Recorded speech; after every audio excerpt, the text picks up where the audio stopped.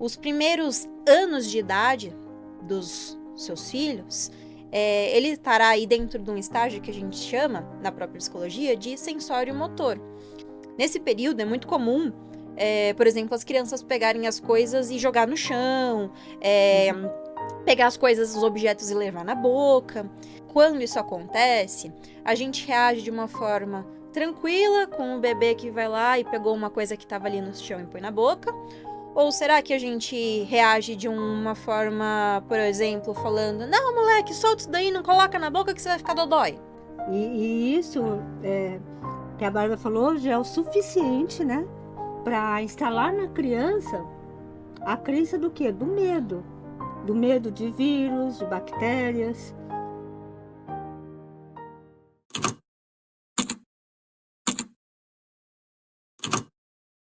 Olá, muito boa tarde a todos que sintonizam os 95.7 FM da Rádio Vibe Mundial. Está começando o programa Mentes Além do Tempo. Meu nome é Edgar Binho, sou psicanalista, filósofo, hipnoterapeuta e estou aqui ao lado da minha amada esposa Eliane Bin, que também é psicanalista, é consteladora sistêmica e terapeuta holística. Boa tarde, Eliane. Boa tarde, Edgar. Boa tarde, queridos ouvintes. Sejam todos muito bem-vindos. Não é a primeira vez, se você acompanha o meu trabalho e o da Eliane aqui na rádio, no nosso canal do YouTube, também pelo Instagram, você sabe que a mente subconsciente é responsável por controlar a maior parte do nosso comportamento. A gente fala isso o tempo todo aqui na rádio, né? Nossos hábitos, crenças e padrões de conduta estão registrados na mente subconsciente e nós estamos respondendo de acordo com esses registros. Muito bem. Ocorre que a formação desses hábitos, dessas crenças, desses padrões de conduta acontecem na infância. Principalmente nos 7 primeiros anos de vida, né? A psicologia infantil e o estudo do desenvolvimento humano são as áreas que buscam compreender exatamente isso. E é por isso que hoje a gente tem aqui uma ilustre presença, a nossa querida filha Bárbara Bin, que atua exatamente nessa área, nessa frente de trabalho. A Bárbara, ela é psicóloga, formada pela PUC de São Paulo, formada também em terapia EMDR, que se der um tempinho hoje a gente explica um pouquinho o que é o EMDR, e a Bárbara dedica os seus atendimentos hoje, basicamente, a jovens e crianças. Então, boa tarde, Bárbara, seja bem-vinda aos estúdios da Vibe Mundial. Boa tarde, pessoal. Boa tarde, pai. Boa tarde, mãe. É uma alegria estar aqui com vocês mais uma vez. Bárbara, uma dúvida que eu acho que passa pela cabeça de muitas mães, pelo menos na minha, né? Quando você e sua irmã eram pequenas, passava, né? É entender como que os nossos filhos, quando bebês, entendem o mundo ao seu redor. Como eles percebem o mundo, né? O bebê geralmente faz aquelas carinhas, né? Aquelas caras, caretas. A gente não sabe se eles estão rindo, se estão enxergando alguma coisa ou não, né? A gente não Enfim, sabe nem quando ele está rindo, se ele está a rindo gente sabe, será que é mesmo. reflexo, está É isso, rindo, né? E os pais ficam todos, ele está rindo para mim, será que estão rindo mesmo? Enfim, como que as crianças, nos primeiros meses da vida, Sei. elas percebem o mundo ao redor dela? Certo. Acho que é importante a gente conversar aqui uma questão que, quando a gente fala em psicologia infantil, a gente usa aí como base teórica grandes nomes dentro da psicologia, então grandes psicólogos que foram as pessoas que contribuíram com todo esse conhecimento que a gente tem hoje. Um desses grandes nomes é o Piaget, acredito que vocês já tenham ouvido falar sobre ele, que é um psicólogo suíço e que, no caso, dedicou grande parte da sua vida e dos seus estudos para elaborar a parte do desenvolvimento cognitivo, que diz respeito a esta parte que você me pergunta agora, mãe. E aí o Piaget é muito legal porque ele propôs a ideia de que as crianças passam por diferentes estágios de desenvolvimento ao longo da vida. E esses estágios são a base aí que vão construir ativamente o conhecimento que eles vão ter do mundo, de si mesmo e das suas relações. Então, por exemplo, os primeiros anos de idade dos seus filhos, ele estará aí dentro de um estágio que a gente chama, na própria psicologia, de sensório motor. que é onde a criança ela explora o ambiente ao seu redor por meio dos sentidos e é onde ela desenvolve as primeiras habilidades que são as motoras básicas, como, por exemplo, de agarrar objetos. Nesse período é muito comum, por exemplo, as crianças pegarem as coisas e jogar no chão, pegar as coisas, os objetos e levar na boca. Mas a questão aqui será que quando isso acontece, a gente reage de uma forma tranquila com o bebê que vai lá e pegou uma coisa que estava ali no chão e põe na boca? Ou será que a gente reage de uma forma, por exemplo, falando: não, moleque, solta isso daí, não coloca na boca que você vai ficar dodói? Eu vou dar um relato aqui, tá? Eu fiz muito disso. A Bárbara e a irmã dela sofreram, porque eu fiz muito disso, né? Eu, como a gente, né? O ser pai não vem, né? Quando a gente é pai, não vem um manualzinho embaixo do braço, né? E isso que a Bárbara falou já é o suficiente, né? Para instalar na criança a crença do quê? Do medo. Do medo de vírus, de bactérias. E aí, né, quando essas crianças se tornam adultos, eh, elas ficam diante de uma fragilidade, diante de um mundo que é tão contaminado. Pois é.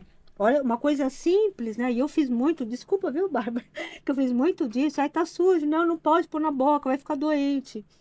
E a gente não sabe que, infelizmente, a gente está instalando na criança uma crença, né? Que o mundo é perigoso com relação à contaminação. E às vezes essa crença, né, Edgar, pode até se tornar, ela se torna tão nociva que pode até se transformar num transtorno compulsivo, como por exemplo o toque, né? Não é isso que Exatamente. acontece?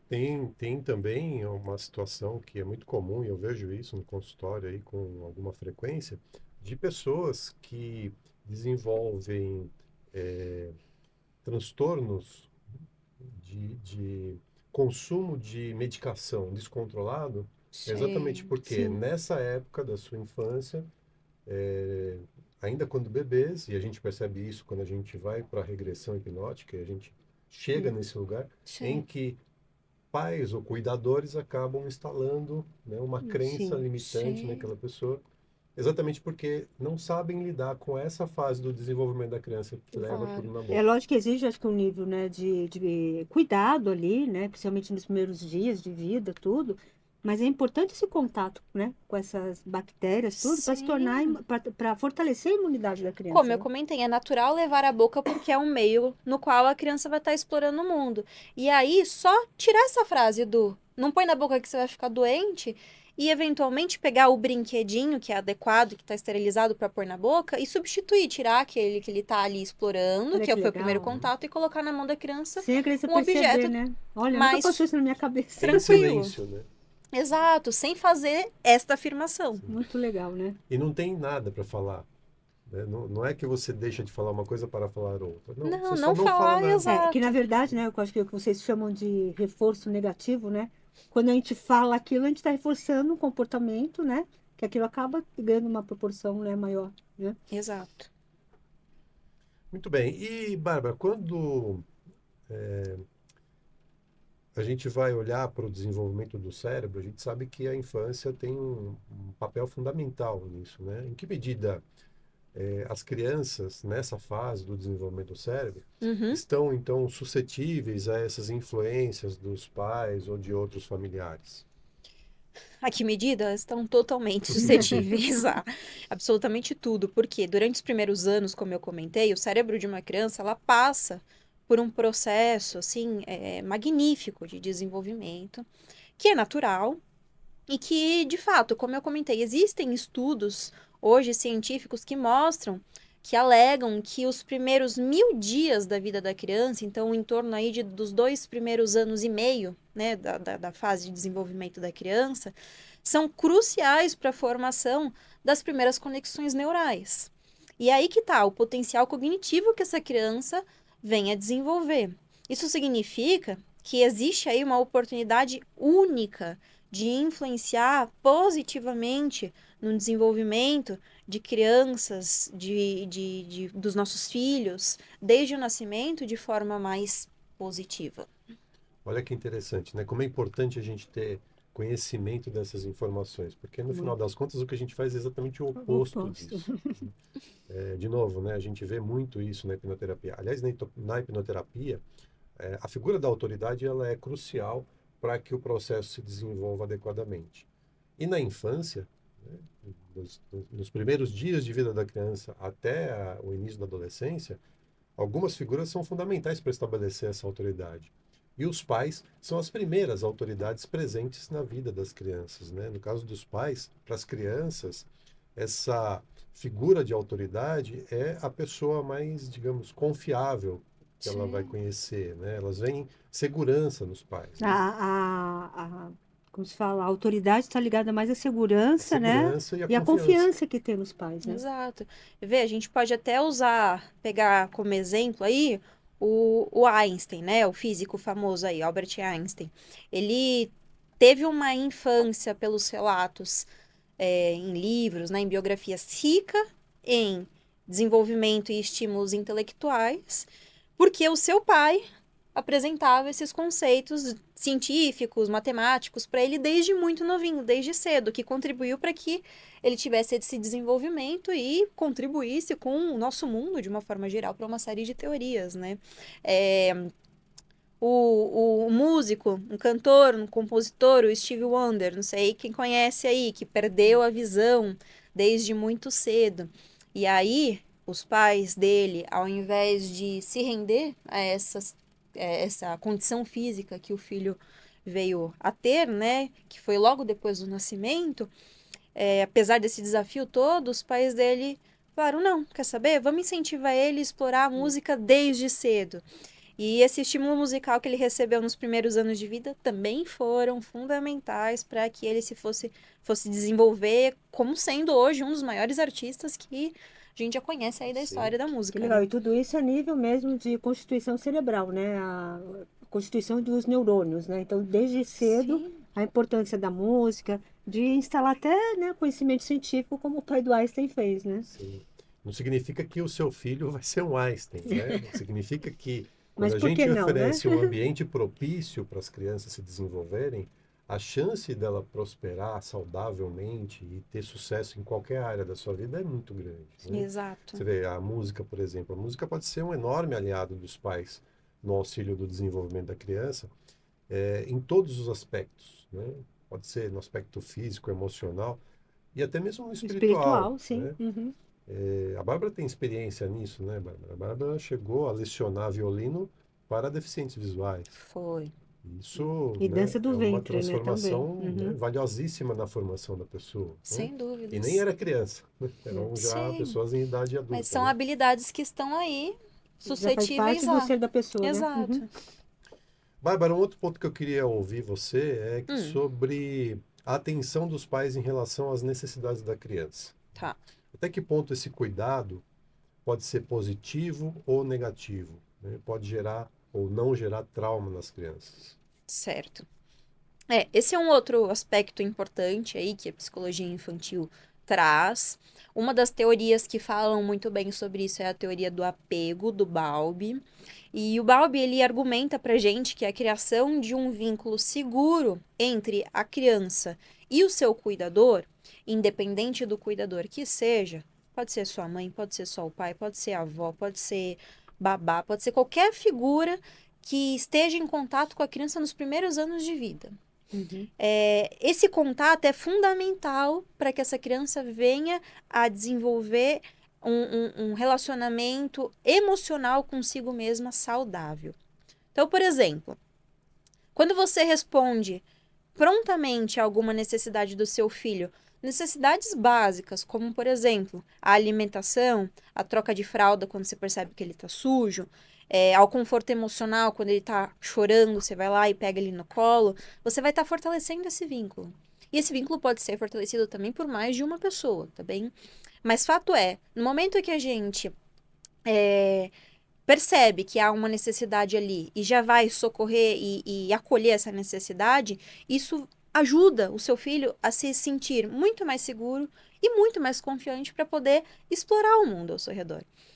Então, é, essa primeira parte, né, essa primeira fase da vida e do desenvolvimento que a gente tem, que vai geralmente do 0 até os 7 anos de idade, conforme a criança vai crescendo, ela vai passando para as fases seguintes, né, após os 7 anos e tudo mais, é natural que a gente reconheça que algumas das necessidades, então, ele já sabe administrar sozinha, e aí a gente começa a perceber que os pais, os cuidadores, devem ali sentir qual será que é o limite, então, desses tipos de cuidado. Porque também os cuidados em excesso, de algumas formas, podem acabar também comprometendo. Então, enquanto pais, cuidadores, estar atentos para as necessidades que a criança requer naquele momento de vida em que ele está.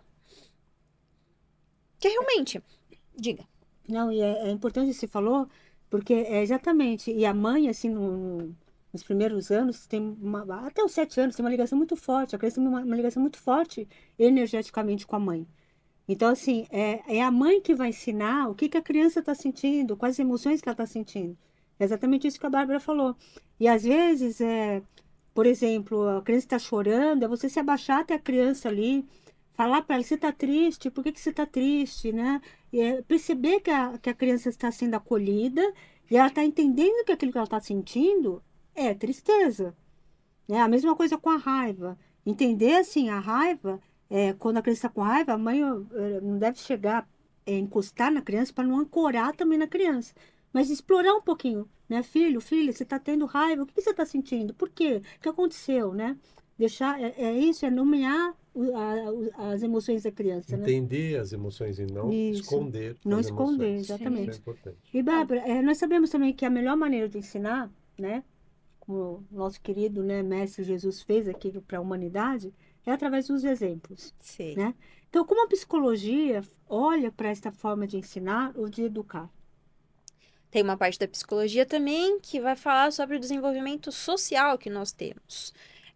O Albert Bandura é um dos psicólogos que introduziu essa teoria da aprendizagem social e ele fala muito da importância da observação e da imitação no desenvolvimento infantil. Por quê? Por exemplo, seu filho pode aprender comportamentos e habilidades sociais simplesmente observando outras crianças em ação. Então, aquelas coisas, às vezes, de estar repetindo comportamentos dos coleguinhas na escola, ou coisas que não foram vocês que ensinaram dentro de casa, da onde será que vem? Pelo simples fato da imitação. Por isso que é essencial fortalecer modelos positivos em outros ambientes, para incentivar interações que sejam socialmente saudáveis para essas crianças, para que elas passem a reconhecer, a ter consciência de qual tipo de comportamento ela quer seguir. Sim, isso é super importante, né? E é importante ressaltar, como a Bárbara falou, fornecer modelos positivos, né? Será que nós, como pais, fazemos isso? Ou ao contrário, né? Por exemplo, a gente diz para a criança que é feio mentir, né? E, no entanto, a criança pega a gente, vê a gente mentindo ali no nosso dia a dia, né? Descaradamente. Tem uma que é até Exemplo. mais contundente que essa, né? Você falar para a criança, fala baixo, não gritar, gritando. Pois é, Isso a então, gente né? faz Olha o direto. exemplo. E a criança, Sim. como a Bárbara falou, ela vai imitar o comportamento primeiro de quem? Dos próprios pais, né? Eu recebo muitas queixas de famílias que estão preocupadas com o uso excessivo de tela, celular, computador com as crianças pequenas mesmo, 4, 5 anos de idade.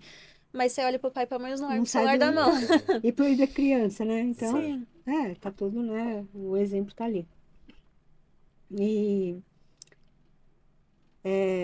e com relação, Bárbara, o que que a psicologia pode falar do desenvolvimento moral, né? Certo. Que também é tão importante Sim, quanto os demais aí, né? exato. Desenvolvimento moral nada mais é do que o entendimento de que as crianças passam por estágios que são progressivos do desenvolvimento, neste caso aqui moral, começando pela obediência. Então, as regras externas, que geralmente são ensinadas em casa, na escola, contribuem fortemente para que elas estejam íntegras e tenham todas as elaborações dos outros tipos de desenvolvimento também.